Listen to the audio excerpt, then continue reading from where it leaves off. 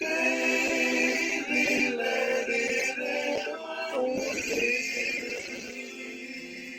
Just a closer, just a closer.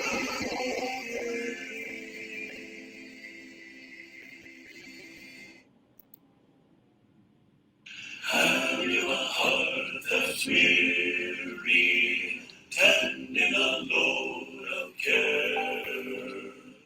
Are you a soul that's seeking rest from the burden you bear?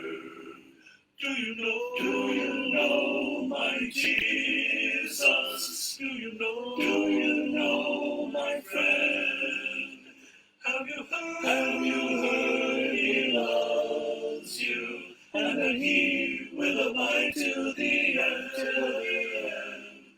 Where is your heart, O pilgrim?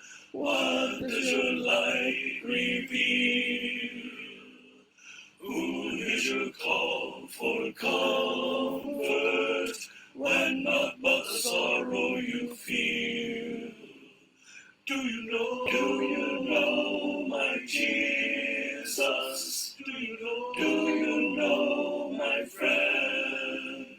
Have you heard he loves you, and that he will abide till the end?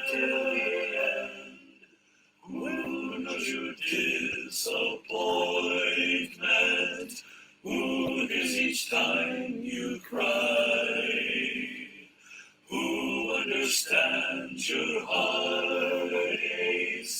Who dries the tears from your eyes? Do you know my Jesus? Do you know my friend? Have you heard he loves you, and that he will abide till the end?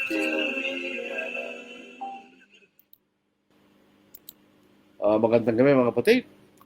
So, yun po ay gabi ng Biyernes, Friday night. Ito po ay alas 8 ng gabi. 8:04 p.m. to be exact. So, ito po ang ating panahon para magkaroon tayo ng sama-samang pag-aaral po sa salita po ng Diyos.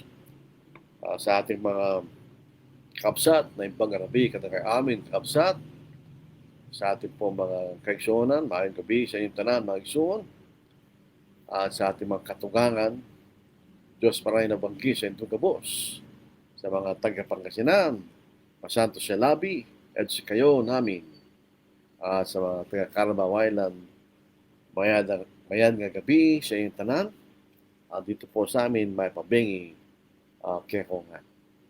So ito po ang iba't ibang mga nalalaman nating pagbati sa ilang mga lingwahe na po.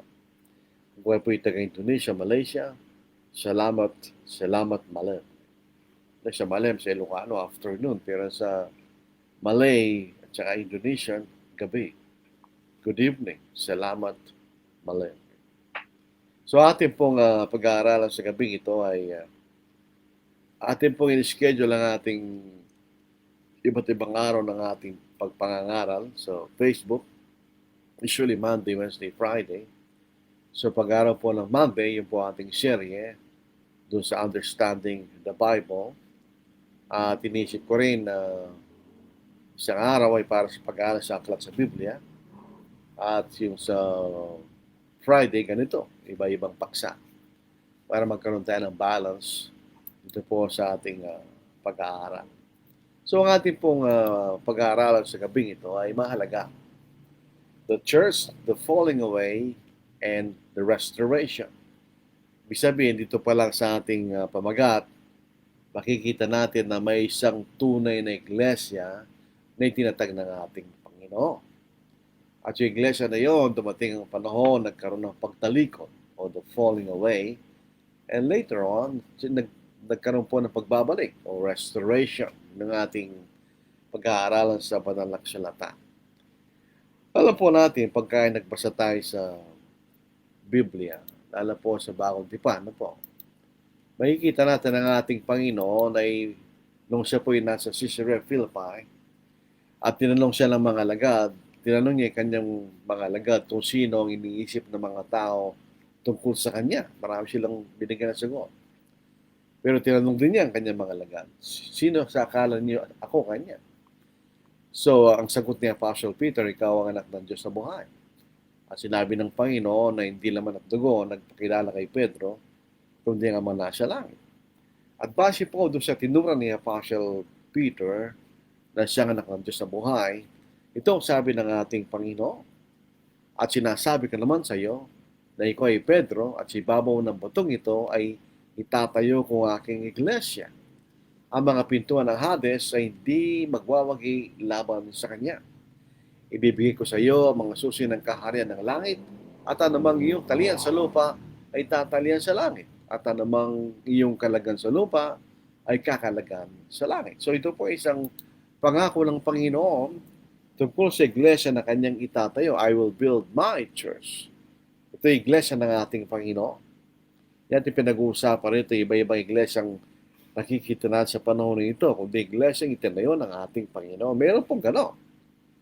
May katotohanan, nangako siya na itatayo niya ang kanyang iglesia at kahit ang kapangyarihan ng kamatayan ay hindi mananaig laban sa kanyang pagtatayo ng kanyang iglesia. In other words, kahit namatay siya, sinabuhin na maguli para itatag niya ang kanyang iglesia. At ito'y natupad.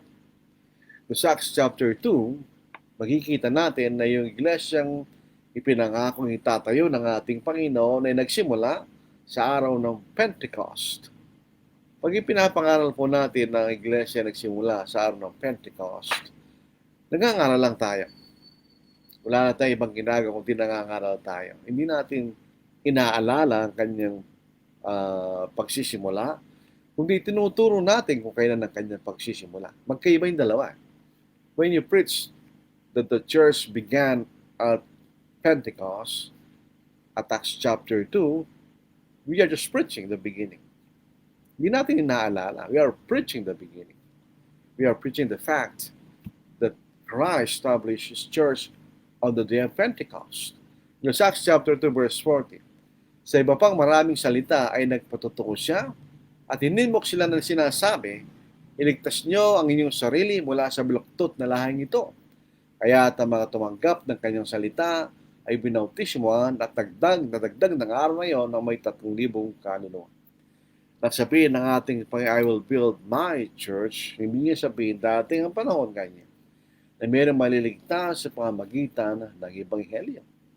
At yun nangyari sa araw ng Pentecost, 50 days after Christ died, makikita natin. So yun po makikita, the church was established as Christ promised to build His church. And 30 years later, makikita natin that the church that Christ built continued to exist. Dito po sa Ephesians chapter 4 verse 4, may isang katawan at isang espiritu kung paano tinawag kayo sa isang pag-asa ng pagkatawag sa inyo. May isang katawan. There is one body. What is the body? Is that Paul was not talking about the physical body of Christ. It's talking about the church.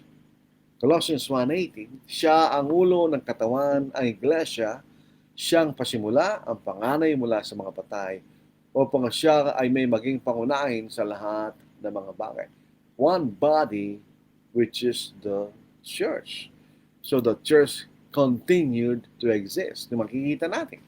So the church was promised by the Lord, Matthew 16:18. It was fulfilled on Acts chapter 2, and 30 years later, the church continued. The one body, the church built by Christ. Makikita natin. Ito yung nagpatuloy.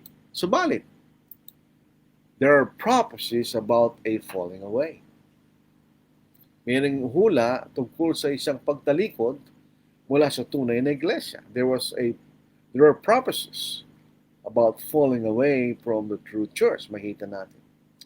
Sa 2 Thessalonians chapter 2 verse 1, ito po ay patungkol sa maling kaisipan ng mga tao na malapit na dumating ang Panginoon. Pero sabi ni Apostle Paul, ang mga bagay na ito, bago dumating ang pagdating ng Panginoon, mangyayari muna ito kanya. Before the Lord will come, these things will happen first. Na nasabi niya. Ngayon, inilink namin sa inyo mga kapatid tungkol sa pagdating ng ating Panginoong Yesukristo at sa ating pagkakatipon sa Kanya na huwag kayong madaling matinag sa inyong pag-iisip. At huwag din naman mapagabag sa pamamagitan man ng Espiritu o mga tagapagturo kanya o sa pamamagitan ng salita o sa pamamagitan ng sulat na waring mula sa amin na para bang dumating ng araw ng Panginoon. Kahit pala noong unang panahon, uso na yung fake news. Pero fake news regarding the second coming of Christ. Nasabi ni Apostle Paul, that news is fake. Huwag kayong mag-alala doon kanya. Bakit? Dahil mangyayari muna ito bago dumating ang Panginoon kanya. Huwag kayong padaya kanino man sa anumang paraan. Ito sa ikatlong talata. Sapagkat ito'y hindi darating malibang maunang maganap ang pagtalikod o post the falling away at mahayag ang tangang makasalanan, ang anak ng kapahamakan, siya'y sumasalungat at nagmamataas laban sa lahat ng tinatawag na Diyos o sinasamba. Ano pat siya'y naupo sa templo ng Diyos na ipinahayag ang kanyang sarili na Diyos. There will be a falling away. And the man of sin will be revealed, sitting on the temple of God, making himself as God. Yun ang isang hula sa pagtalikod mula sa tunay na iglesia, mga kapatid. The falling away. May nabasa tayo doon, the falling away o apostasia. Apostasia. A falling away, defection, apostasy. Yun po isa definition ng mga dalubhasa sa salitang Grego. Si Liddell Scott, defection, revolt, yun ang sabi niya. There will be a defection, a revolt against the true church. Kanya. So, yun po isang hula ng pagtalikod mula sa tunay na iglesia. Hindi lang po yun. Sa 1 Timothy chapter 4 verse 1. Ngayon ay maliwanag na sinasabi ng Espiritu sa mga huling panahon ang iba'y tatalikod sa pananampalataya. So, hindi lahat ay tumalikod. Iilan lang. Kanya. There will be some. Sa pamagitan ng pakikinig sa mga mandarayang Espiritu, Espiritu rito hindi naman yung ibig sabihin na mga spiritual beings. Hindi, ito yung Espiritu tagapagturo, ibig sabihin. At sa mga aral ng mga demonyo. Sa pamagitan ng pagkukunwari ng mga nagsasalita ng mga kasinungalingan, na mga budhi tinatakan na nagbabagang bakal. Kanila'y pinagbabawal ng pag-aasawa at pinag-uutos na lumayo sa mga pagkain nilalang ng Diyos upang tanggapin na may pagpapasalamat ng mga nananampalataya at nakakalam ng katotohanan, sapagkat ang bawat nilalang ng Diyos ay mabuti at walang anumang dapat tanggihan kung itinatanggap ito na may pagpapasalamat. So ito po ay isang propesya sa isang hula patungkol sa pagtalikod. Ang ilan ay tatalikod sa pananampalataya. Sila makikinig sa mga mapantayang espiritu at sa mga aral. Ano ba yung aral sinasabi rito? May dalawang aral specifically ang sinabi sa atin, kailan pinagbabawal ng pag-aasawa. Kung tayo po sa pangangaral po natin dito ay hindi po tayo naninira. Nagtuturo lang po tayo ng katotohanan po. Pag sinabing pinagbabawal ng pag-aasawa, isa lang ang naisip natin dyan, na nagbabawal ng pag-aasawa. At ipinag-uutos lumayo sa mga pagkain nilang ng Diyos upang tanggapin na may pagpapasalamat. Meron din tayo naisip na paniniwalang gano'n, nagbabawal sa mga ilang mga pagkain. So ito makikita natin, some will fall away kanya from the faith. They will depart, sila yaalis. Ito'y galing salitang depart, galing sa salitang aphistemic. In the active voice, used transitively signifies to cause to depart, to cause to revolt, to apostatize.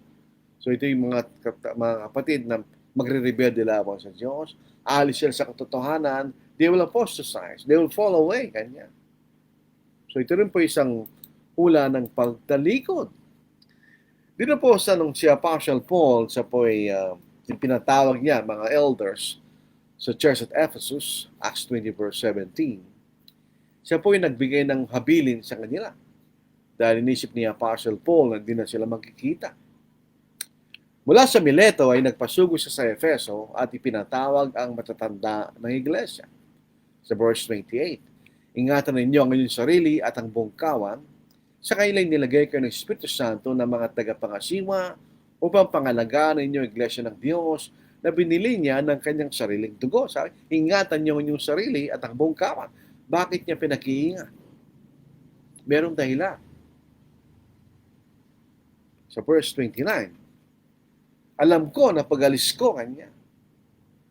Alam ko na pag-alis ko ay papasok sa kalagitnaan ninyo ang mababangis na asong gubat na walang patawad sa kawan. This is not literal. It is used in a figurative sense. Ito'y kaaway ng mga tupa. So ito'y galing sa labas. Hindi ito mga Kristiyano. Ito'y mga taong galing sa labas na magtuturo na maling aral sa mga kapatid. At hindi lang yun. Sa verse 30, at lilitaw mula sa inyo na rin, sa inyo ring kasamahan ang mga taong magsasalita ng mga bagay na lihis, mga bagay na hindi katotohanan, upang akitin ng mga lagad na sumunod sa kanila. So from the outside, mayroong influence, evil influence from the outside, teaching false doctrine. From the inside, from the elders themselves, some of them will teach also false doctrine. So ito rin po isang makita natin hula sa isang pagtalikod na nanggaling sa pakikinig sa maling aral mula sa loob at galing sa labas. This is true.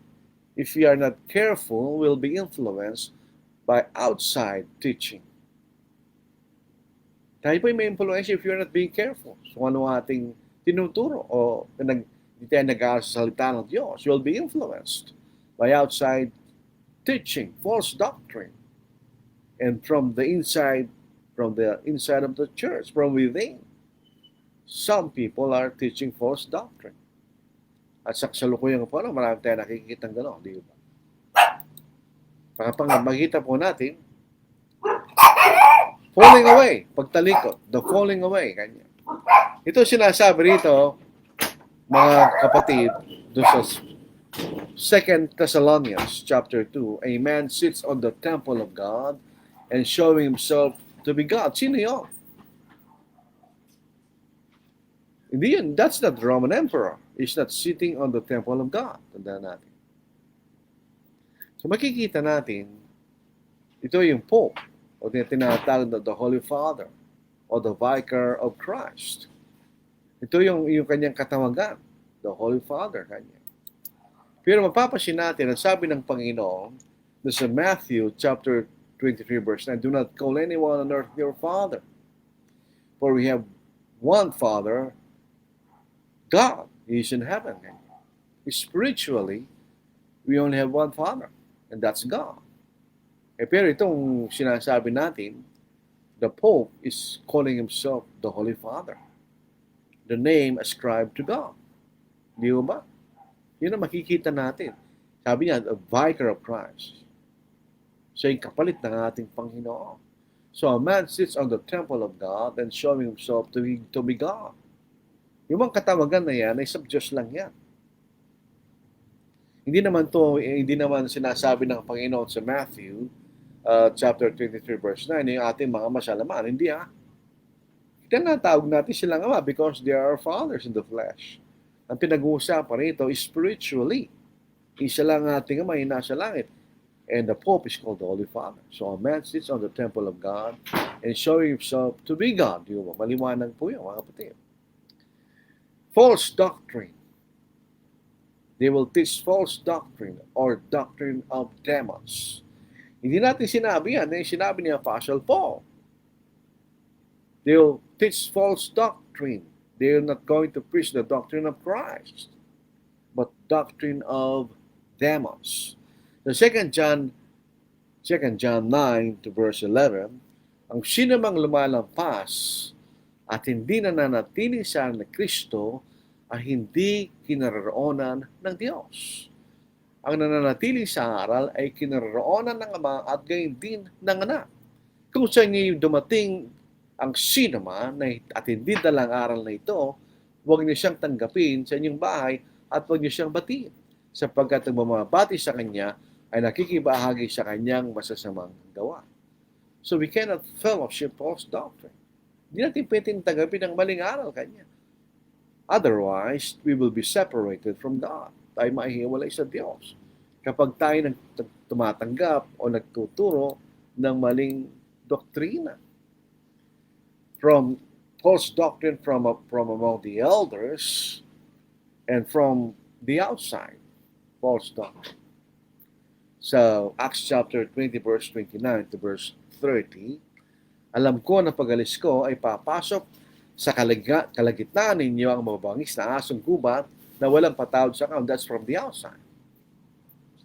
Apostasy was effected by false doctrine coming from the outside, coming from without, and also coming from within. At lilitaw mula sa inyo ring kasamahan ang taong magsasalita ng mga bagay na lihis upang akitin ng mga lagad na sumunod sa kanila from among the elders themselves. Specifically from Ephesus, di ba? From outside, from without, from within. False doctrine will come to the church at may influensya ng iglesia, kaya ng dahilan ng pagtalikod. It will come in the latter days. Ibig sabihin, ito'y darating sa panahon na masulian pa sa panahon ni Apostle Paul. It didn't happen during the days of Apostle Paul. It came in the days later than the days of Apostle Paul. The latter days, kanya. Dito sa New King James Version, sa 1 Timothy chapter 4, verse 1, now the Spirit expressly says that in latter times some will depart from the faith, giving heed to deceiving spirits and doctrines of demons. Now the Spirit expressly says that in latter times some will depart from the faith in the latter times. So the departure, the falling away, the apostasy will come in the latter days. Than the days of the apostles. Yun makikita natin. At ito rin pakikita natin, the falling away was a gradual departure. Apostasy doesn't come suddenly. It comes from gradual, little departure from the truth. Ito yung paunti-unting maliit na pagtalikod mula sa katotohanan. Sa aking pag-aaral, makikita na sa 2 Thessalonians chapter 2 verse 6. And now you know what is restraining, that it may be revealed in His own time. For the mystery of lawlessness is already at work. So, meron ng konting pagtalikod sa panahon ni Apostle Paul. Only he who now restrains will do until it's taken out of the way. Meron pumipigil. Di sinabi kung sino. May pumipigil sa panahon na yun. At hanggang sa mawala, pumipigil kanya. And then the lawless one will be revealed, whom the Lord will consume with the breath of His mouth and destroy with the brightness of His coming. The coming of the lawless one is according to the working of Satan with all power, signs, and lying wonders. So yun yung makikita na ito yung mangyayari sa may mababagal na pagtalikod. Sa panahon ni Apostle Paul, may pumipigil pa kanya. Until sa steno, wala na pumipigil at may lalabas na yung tinatamanap sin kanya. The lawless one. Ayon sa kalooban ni Satanas. So the falling away was a gradual departure. Unti-unting pagtalikod mula sa katotohanan. Roman Catholicism, in the book Roman Catholicism by Lorraine Bertner, Philadelphia, Pennsylvania, July 1962, page 7, ito sabi niya, it has reached its present state, Roman Catholic Church, as a result of a long, slow process of development.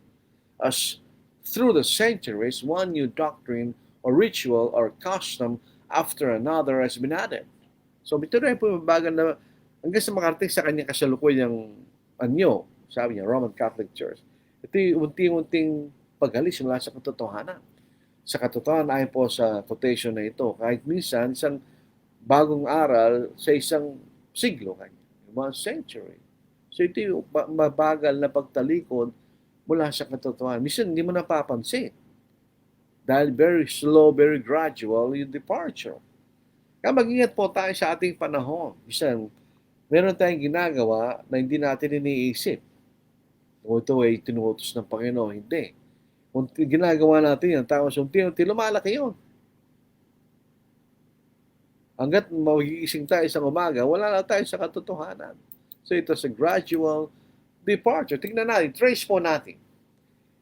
300 AD, the doctrine of prayers for the dead. In other words, that's the first time that doctrine or practice was introduced in 300 AD. Also in the same year, the making the sign of the cross was introduced. In 375 AD, the veneration of angels and dead saints and use of images. In 431 AD, the beginning of the exaltation of Mary, Mother of God, applied to her at the Council of Ephesus. Hail Mary, Mother of God, nagsimula yun sa 431 AD. 593 AD, the doctrine of purgatory. That's a doctrine na kung saan sinasabi, pag kayo nagkasala ng malilit na kasalanan, kayo namatay, pupunta ka muna sa purgatorio at kayo lilinisin doon sa pamamagitan ng mga panalangin na ginagawa ng imal sa buhay. 998 AD, the fasting or abstinence from meat during Fridays and during Lent. I grew up as a Roman Catholic. So alam ko itong bagay nito, especially during the Holy Week. 1079 AD, the celibacy of the priesthood, ang pagbabawal ng pag-aasama na matinatawag nating pari kanya. 1090 AD, the rosary, praying with beads, invented by Peter the Hermit. 1215 AD, transubstantiation, proclaimed by Pope Innocent III. Transubstantiation is the process wherein the bread and the wine becomes literally the body and blood of Christ. 1000 the same year, or auricular confession, yung ating pagkukonfess sa mga pari ng ating mga pagkakasala. 1439 AD, purgatory proclaimed as a dogma. 1854, Immaculate Conception of Mary. So doon pa lang ng panahon na yan, sinabi na nung ipinagling si Maria, ay siya ipinagling walang pagkakasala, which is true. It is true for all of us. Pero sila, kay Mary lang. Lahat ng mga tayo pinapanganak ay nabahid ng tinatawag nilang original sin. Noong 1870 AD, the infallibility of the Pope. When the Pope stands as the head of the Roman Catholic Church, he will not make any mistake. He's infallible. 1950 AD, bodily ascension of Mary. Physically, Mary ascended into heaven. In 1965, Second Vatican Council, Mary proclaimed as the mother of the church. So ito po yung mga departure in doctrine. Na meron din po tayo makikita sa kasaysayan, departure in organization of the church. Once upon a time, merong preacher sa bawat local church. Ito yung simulang tawaging mga pari. And then these different parishes are under a diocese. And the diocese headed by a bishop. Ito po ay nagsimula noong 3rd and 4th centuries. So wala ito sa Biblia. It is a gradual development. And then, makikita rin po natin, as you trace, noong 325 AD, different dioceses in the place are headed by an archbishop. So ngayon, yung mga dioceses headed by bishops is now headed by an archdiocese. The group of dioceses are headed by an archbishop. Ito nagsimula noong 325 AD. In the middle of the 5th century, yung pong 5 pangunahing syudad sa Roman Empire, Alexandria sa Egypt, Jerusalem in Israel, Ephesus sa Asia, and Constantinople sa Asia Minor, they're headed by monarchical bishop or patriarchs. Dahil ang Rome po ang pinaka-importanting syudad sa buong Roman Empire. The Pope became the monarchical bishop. It was called the Pope in 606 AD.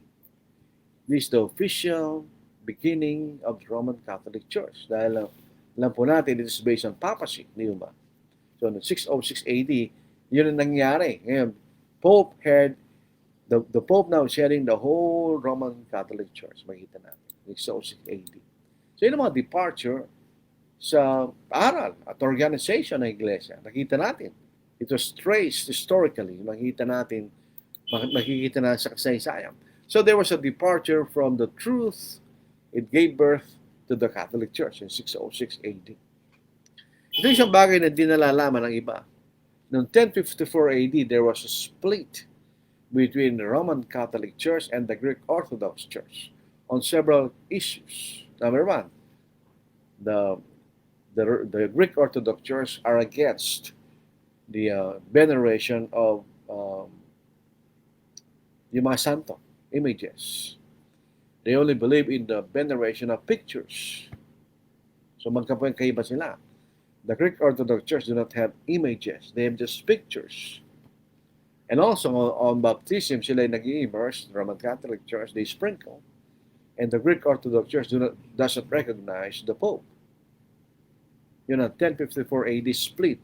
Kaya naging Roman Catholic Church because it is headed by the Pope at Rome, and the Greek Orthodox Church because they speak Greek. At ito po ay nasa Constantinople. So yan ang makikita nating the Church of Christ, yung Iglesia ng Panginoon, hindi namatay po yan. Yan ay nagpatuloy. Dahil sabi sa 1 Timothy 4 verse 1, some will depart. So may nanatili. Nasaan sila? Hindi natin alam. Pero sinasabi ng Biblia, hindi sila namatay. Sila nanatili. Ganyan. The Church of Christ, nanatili. Afterwards, nagkaroon po ng tinatawag natin Reformation movement during the period called the Renaissance. Doon po sa titignan natin ng history, modern history or history is divided into three periods of time.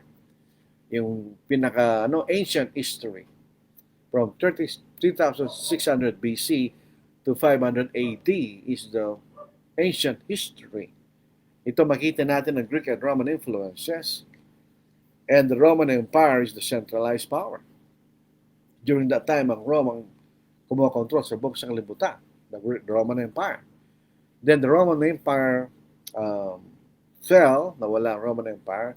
We went into what we call the Dark Ages or the medieval period from 500 to 1500 AD. In Dark Ages, na sinasabi. There is no centralized control because of the fall of the Roman Empire.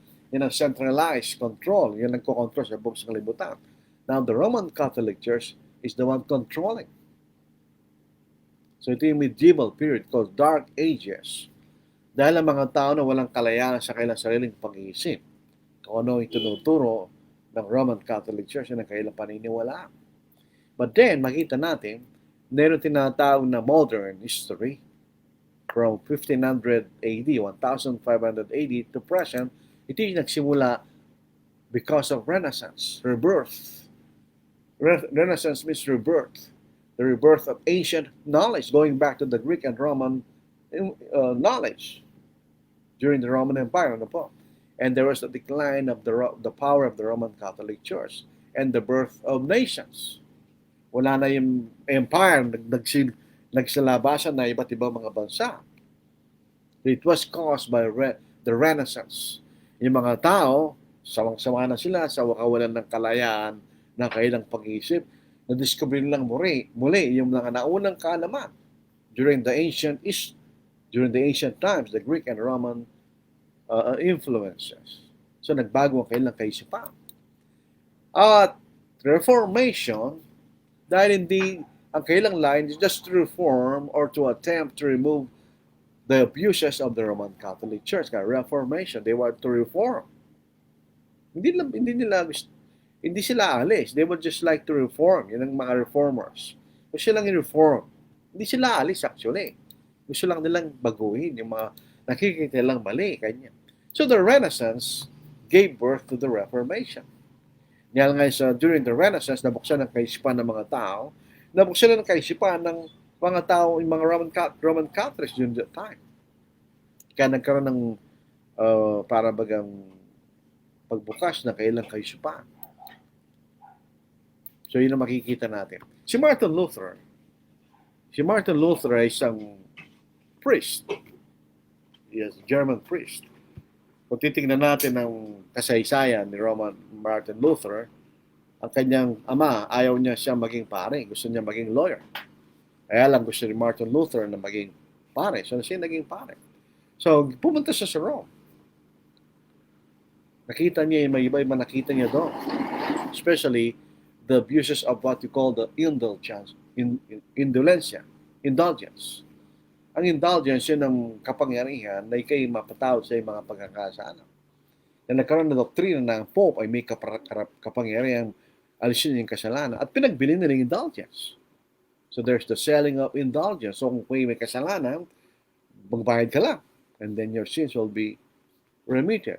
Nakita yun ni Martin Luther. So pag uwi niya sa Germany, sa Wittenberg, sa University of Wittenberg, bumalik siya doon, October 31, 1517 AD, naglagay siya ng 95 theses sa pintuan ng chapel of the University of Wittenberg. Kaya ito ang mga bagay na nakikita kong mali kanya. At challenge niya yung mga tao that they will debate. Yan si Martin Luther. Yung sa Germany. Pag pumunta tayo sa England, si King Henry VIII in the 16th century, the Church of England broke with Rome. Siya yung malis sa Rome. Largely because Pope Clement VII refused to grant Henry an annulment of his marriage to Catherine of Aragon. Si Catherine po ay galing sa Spain niya. So naging asawa ni Henry VIII, hindi siya nagkanak na lalaki. So gusto niya mapangasawa si Anne Boleyn. Dahil binigyan siya ng isang anak na lalaki. Pwede pumayag ng Roman Catholic Church. So sila umalis mula sa Roman Catholic Church. Pagkamatay ni Henry VIII, si Archbishop Thomas Cranmer began changes that allied the Church of England with the Reformation. Kung ano yung prinsipyo ng Reformation, yan din ang pinatupad sa Church of England. The Book of Common Prayer revised traditional forms of worship to incorporate Protestant ideas or reform yung idea pa ng mga reformist.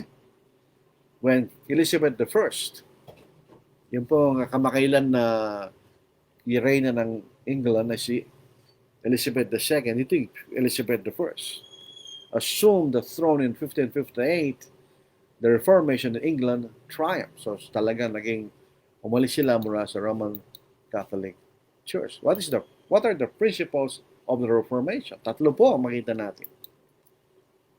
Sola Scriptura, or Scriptures only. Sola Gratia, grace only. Sola Fides, faith only.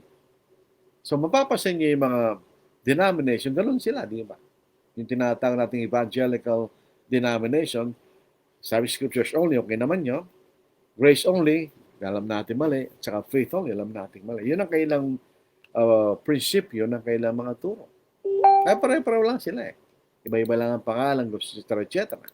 So, nangyari niya, because of the Reformation, na nagsimula lang 1520 AD, naglabasan ng iba't ibang denomination, Lutheran, noong 1520, Episcopalian noong 1534, at mula sa Episcopalian, lumabas ang Methodist Church noong 1739, the Presbyterian Church in 1536, the Baptist Church in 1607 in Holland, at tapos yung iba pa, ngayon po 50,000 na. So marami pa may iba-ibang mga grupo na nagsilabasan dahil sa Reformation movement.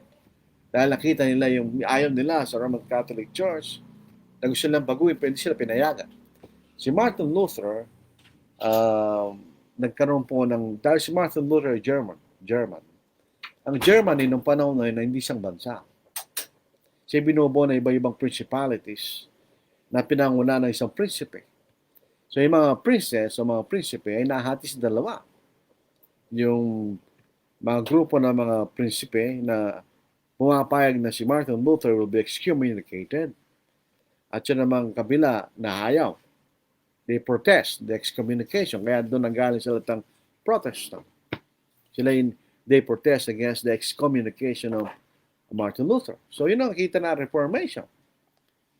Sila nagsialisan mula sa Roman Catholic Church. Ngayon, so during that time sa England o sa Europe, meron pong persecution, religious and economic persecution. Diba, yung mga Irish, sila po ay pinapersecute ng mga English. Hirap ang buhay nila. So, nung na-discover yung Amerika, si Christopher Columbus, nagpunta roon na maraming mga tao sa Europe, na yung English, German, etc. Pumunta sila sa Amerika. Na doon ay walang nagbabawal sa kanilang maniwala na kailang gustong paniwalaan at walang economic persecution. So naghanap sila ng panibagong buhay sa ibang lupain na ngayon tinatawag nating America. The Europeans migrated to America to escape religious and economic persecutions in their home countries. Kaya may English, Irish, German. Actually, mga Americans, halo-halo yan. May mga German, may mga Dutch, may mga English, Scot, Irish, Polish, iba-iba yan na nag-migrate sa US noong panahon na yun. Pero ang maganda doon sa lugar sa Amerika, they have a newfound freedom. Meron silang kalayaan na mag-isip. Ngayon, walang nagbabawal sa kanila.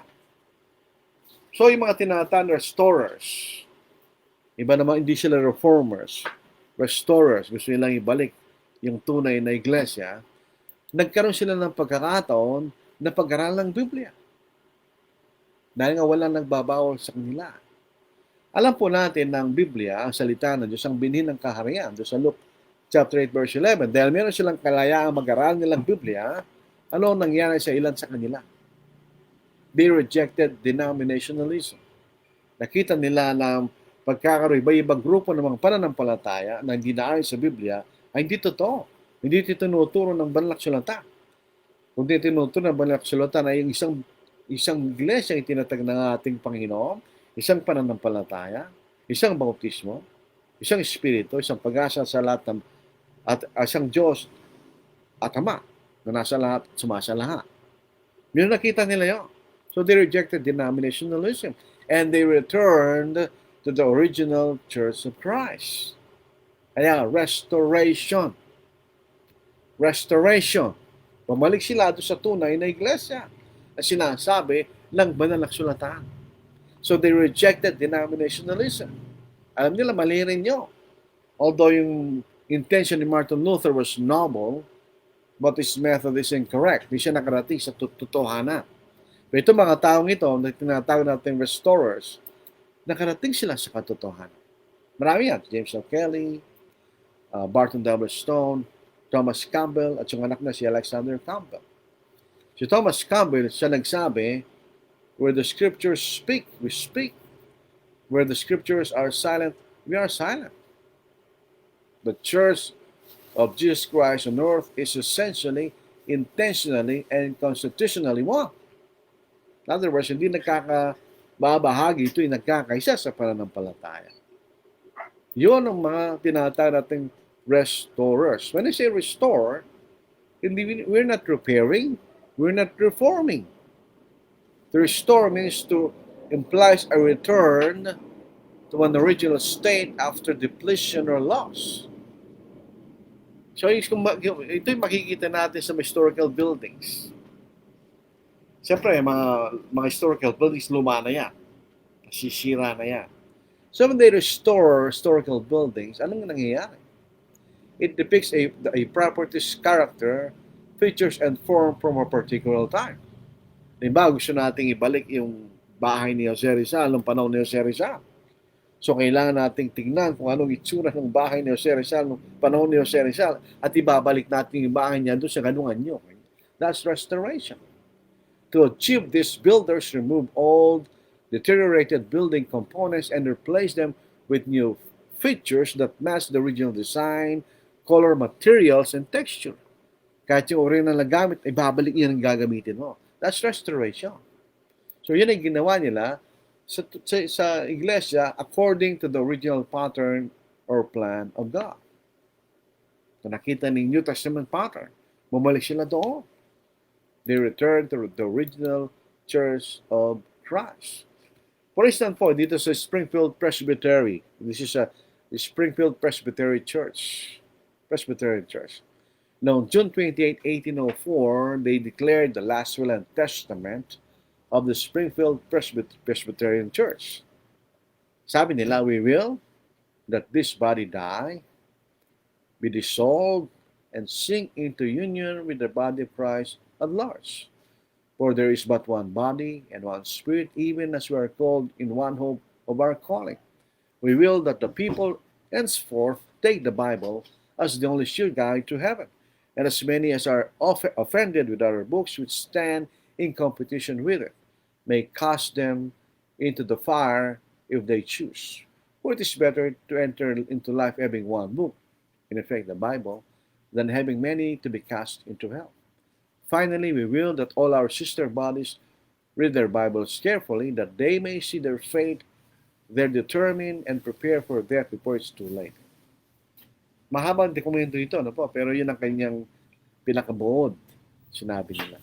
Wala na ito kanyang Springfield Presbytery, may magiging Church of Christ. Mabalik sila sa tunay na iglesia. Dahil mayroon tinatawag na scriptural pattern. Mayroon scriptural pattern according to scriptural authority. Makita na sa Biblia. Sa Hebrews chapter 8 verse 5, sila naglilingkod sa anyo at anino na makalangit na sanktuaryo. Sapagkat si Moises ay binalaan ng Diyos nang malapit na niyang itayo ang tabernakulo, tiyakin mo na ngayong gagawin ng lahat ng mga bagay ay sa huwarang ipinakita sa isang mundo according to the pattern shown to you at the mount. Yun ang sinunod ni Moises, yung huwarang. Ganon din ang ating gagawin. Ganon ang ginawa ng mga restorers. They follow the scriptural pattern na ipinakikita ng banal na kasulatan. So, restoration movement.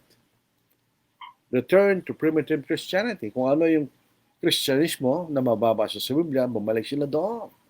They rejected this division. They want to achieve Christian unity and bring Christ to the world through evangelism. So ito po pagkalat ng katotohanan sa buong Amerika. Makita natin. So, titingnan natin, mula sa Reformation, may bumalik sa tunay na iglesia. Yan ang tinatawag nating restoration. Unfortunately, history repeats itself. Once upon a time, the people departed from the faith. After the restoration movement, some departed from the faith. Departures from the faith. It's like the desire to be like the nations during Samuel. So 1 Samuel chapter 8 verse 5. The nation of Israel wanted to have a human king just like the nations. Ngayon nangyari sa mga kapatid. Gusto nila maging katulad ng mga denominasyon na kung saan sila umalis. Sa dalawang bagay. Noong 1859, some introduced instrumental music. In 1849, they began centralization to the Missionary Society in Cincinnati, Ohio. Ito yung iniwanan nila, bumalik sila doon. So, umalis sila sa kamali, pumunta sa katotohanan, bumalik sila muli sa mali. They departed from the faith. Tandaan natin, we do not desire to be like the nations. Or we do not desire to be like the denominations. The church is distinct. It's unique. Hindi tayo katulad ng mga denomination. The Church of Christ is not a denomination. It is the church built by Christ. We are peculiar people. Sa 1 Peter chapter 2 verse 9, ito ang ating mababasa. We do not follow the denominations. We hate the denominationalism. We hate departures from the faith.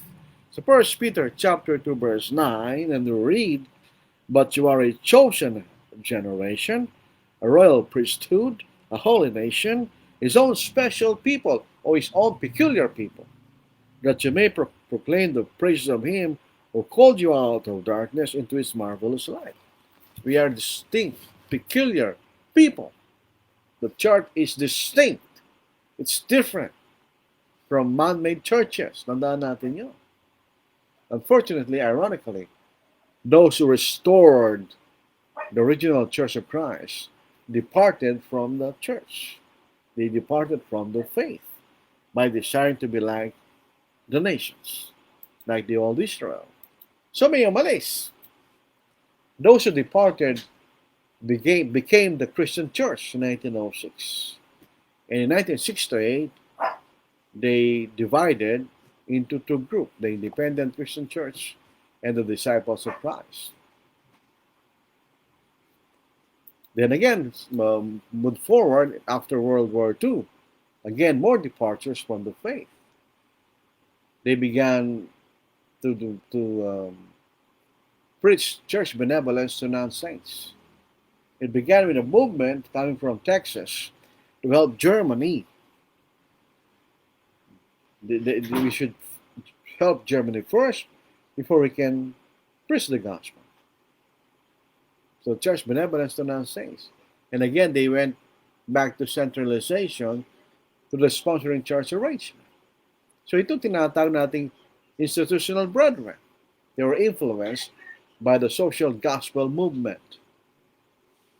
Social gospel meaning the gospel is meant not only to provide spiritual needs, but also man's other needs. So yan ang social gospel. They were influenced by the social gospel. The voice of history. Tandaan na, we quote, Senkenbergenlage, 17. Ito yung address sa Germany. In 1947, Brother Otis Gatewood was drumming up support for the work of evangelizing Germany. World War II left Germany a beaten nation, and the ravages of the war brought a once proud and prosperous people on their knees. The Marshall Plan to refurbish Europe was in effect, and Gatewood and his team set out to refurbish Germany in the Church of Christ style. And that began a division among the brethren. So again, the institutional brethren, the institutional churches of Christ departed from the faith, teaching doctrines alien to the scriptures. So tingnan nyo ang mahita natin. History just repeats itself again and again. So we need to be careful that we stick to the scriptural pattern. To do everything according to the scriptural authority provided by Christ. Lahat ng mga bagay sa iglesia ay dapat ay may authority ng ating Panginoon. We cannot do something just because we like to do it. We need to do something when it is only authorized by the Lord. Satan has always undermined the work of God, beginning at creation and through human history. Ito yan totoo, yun ang totohanan. While Christ desired unity among his disciples, Satan worked with the opposite, introduced division and confusion. Kaya ngayon, pag dahil iba-iba yung mga churches, denomination, nakakalito. Di mo alam kung anong totoo. Satan desires that, Christ hates that. Hindi gusto ng Diyos yun. Apostasy works gradually, slow process. We should learn from history that we should be vigilant even with a small departure, as that may result in worse and worsening departures. Konting pag-alis, magiging malalang pag-alis yan. When we open the floodgate of error, we cannot be able to fight the waves of errors following. Brendan said, a little liberalism will not hurt. That's not true. It did hurt. It resulted in a division. So we should always remain within the scriptural pattern and not go beyond what is written. Sabi nga po natin. As Moses built the tabernacle according to the pattern shown to him by God in the mountain, and so he must also do that. We are already seeing the seed of apostasy at work, even among the so-called sound brethren. Nakikita na natin yan. There are several examples of departures. So we need to be vigilant. We need to preach only the gospel and not add nor subtract from the truth. So the church was built, there was a falling away and restoration and falling away. And so on and so forth. Mangyayari yan hanggang sa pagdating ng ating Panginoon. So ito po ang ating pag-aaral po sa gabi ito. Meron tayong babasahin sa kasaysayan bago tayo malis. Ito po si J.W. McGurvey. Brother Sewell, I want to say something to you. If you accept it in the spirit in which I meant it, I told him I'd appreciate anything he had to say to me. He said about these words, "You are on the right road, and whatever you do, don't ever let anybody persuade you that you can successfully combat error by fellowshipping it and going along with it. I have tried. I believed at the start that that was the only way to do it. I've never held membership in a congregation that uses instrumental music. I have, however, accepted invitations to preach without distinction between churches that used it and churches that didn't. I've gone along with their papers and magazines and things of that sort. During all these years, I have taught the truth as the New Testament teaches it to every young preacher who has passed to the college of the Bible. Yet, I do not know of more than 6 of those men who are preaching the truth today. He said it wouldn't work. So, what will work, it will stay with the truth. Those who compromised, either because of cowardice or for fear of losing influence among the brethren or for fear of losing support, are not helping the cause of the truth. Historically, when a division occurs, these brethren will go along with the error. Sabi na ni Apostle Paul nung magpapaalam siya sa 2 Timothy 4 verse 6, "For I am already being poured out as a drink offering, and the time of my departure is at hand. I have fought the good fight, I have finished the race, I have kept the faith. Finally, there is laid up for me the crown of righteousness, which the Lord, the righteous judge, will give to me on that day, and not to me only, but also to all who have loved his appearance. I have fought the good fight, I have finished the race, I have kept the faith." That's the only way. So ito po ang ating pag-aaral sa gabing ito. Maraming salamat sa inyong pakikinig sa ating pangangaral sa gabing ito. Parang paulit-ulit po yung tanong ni Sir Men Alfonso. Ano po? Tayo. Ito po ang mga bumati. Aljan Acampo, good evening po. Lerita Torreliza, na ibang ganabi katakayamin kakabsat. Rufort, good evening po. Si Mel Graneta, good evening brethren. Bilbar Jermark, good evening po. Archon Royce Mabal, maayong gabi, Mangsun. Ruben Timuran, nice topic brother. Thank you. Linda Villamin, magandang gabi po sa lahat. Gilan Le, good evening po. Simple Castro, hi to everyone. Kumusta ka na, Brad? Sherman Esponso, if you die as an old man, what will be your form when you go to heaven?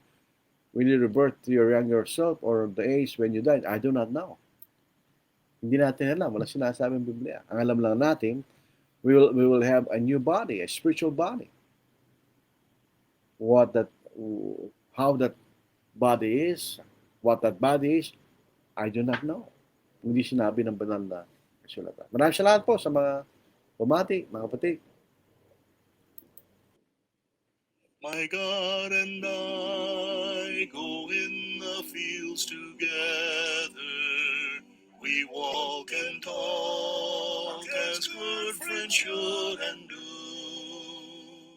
We clasp our hands, our voices ring with laughter. My God and I walk through the meadows you.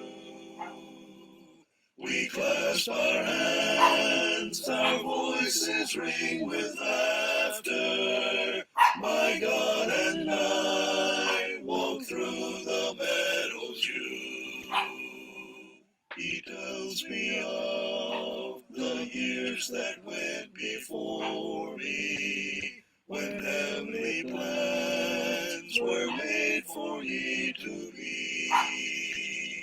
When all was but a dream of dim conception, to come to life, earth's verdant glory see. When all was but a dream of dim conception, to come to life, earth's verdant glory see. My God and I will go for I together, we'll walk and talk as good friends should and do. This earth will pass, and with it common trifle. falls, but God and I will go unendingly. This earth will pass, and with it come trifles, but God and I will go unendingly.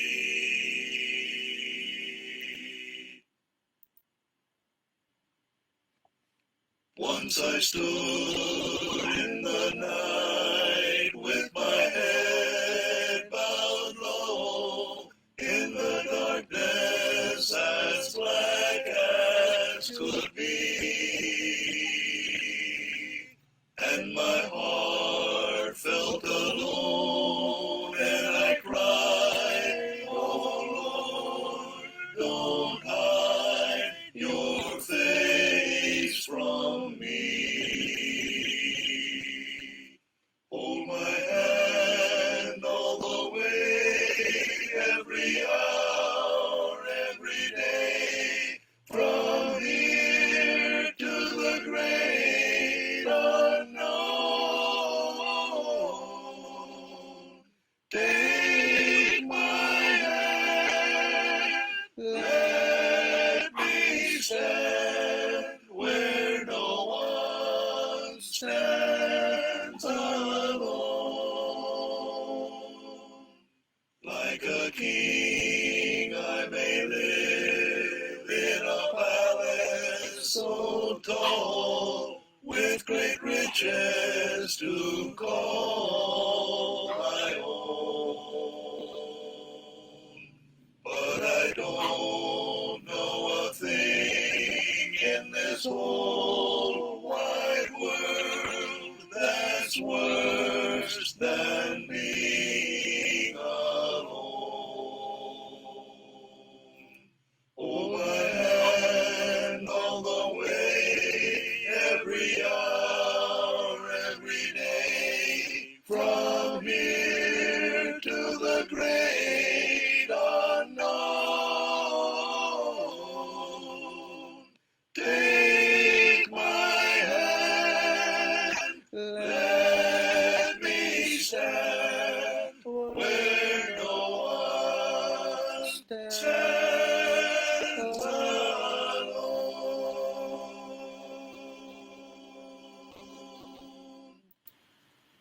Sa langit, ano po? Walang nag-iisa doon. Pinakauli si Earl Gabriel. Boss, good evening.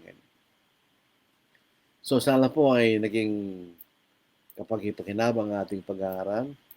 Mahalaga na makita natin ang kasaysayan ng Iglesia na nagkaroon ng pagkapanahon na ito'y tumalikod sa katotohanan at may nagbalik sa katotohanan at may umalis sa katotohanan. Kahit sa panahon po natin ngayon, posible pa rin yun na may aalis sa katotohanan. Ang parang lamang di tayo mangalis ay mag-ingat po tayo. Na lahat ng mga bagay na ating pinaniniwalaan ay ang kalooban ng Diyos. Lahat na ating tinuturo at ginagawa ay may scriptural authority na galing sa ating Panginoon. Hindi tayo alis doon. We should have direct command, approved apostolic example, necessary and forest, and expedient authorized by generic authority. Yun lang. Mag-ingat tayo. Doon lang tayo. Huwag tayo alis doon. Kapag hindi natin mapatunayan sa ganung paraan, forget it. Huwag natin ipilit. Dahil baka hindi natin ginagawa kalooban ng Diyos. But definitely, if you remain with the truth, we are pleasing to God. So ito po ang ating naging pag-aaral. Tayo po manalangin, Amang Banal. Kayo po ay talaga nagpapasalamat sa inyo. Kami tunay na nag-agalak. Nagamat di kami karapat-dapat sa inyong dakilang pagmamahal, pagmamalasakit. Pero ibinigay niyo yung butong na sa amin upang kami magkaroon ng karapatang maging matwid sa pamagitan ng pagpapatawad sa aming mga pagkakasala. Hindi po kami maaaring bumalaki sa inyong harapan o magmayabang sapagkat kami naging matwid dahil lang po sa inyong kaawaan at pagpapatawad sa pamagitan ng aming Panginoon. Kayo po ay nagagalak sa mabuting balita ng kaligtasan at na ito'y maikalat na aming pinapangaral. Dinadalangin namin sana buksan mo ang kaisipan ng mga tao, tanggapin nila ang katotohanan, ilapit mo kami sa mga tao may malinis at makas na puso at tanggapin ang katotohanan. Patuwayan niyo kami, Ama, sa iyong mga pagkakasala. Dinadalayan namin mga kapatid na nasa karamdaman na sana sila'y gumaling ayon sa inyong minagaling, O Diyos, para sa kanila. Kami po ay pasamantala maghihiwalay sa pag-aaral na ito. Naway bigyan pa rin kami ng pagkakataon na magkasama-sama sa pangangaral. Dinadalangin namin mga kapatid na nalalabuan ng kaisipan, na gumagawa ng mga bagay na walang kalooban ninyo at o scriptural authority na sana'y mabuksan ang kanilang kaisipan katulad ng mga nanumbalik, sana'y manumbalik sa tunay na daan ng katotohanan. At ang mga bagay tayo manghihingi, dakilang pangalan ng Jesus Kristo. Amen. Maraming salamat po. Take care. God bless.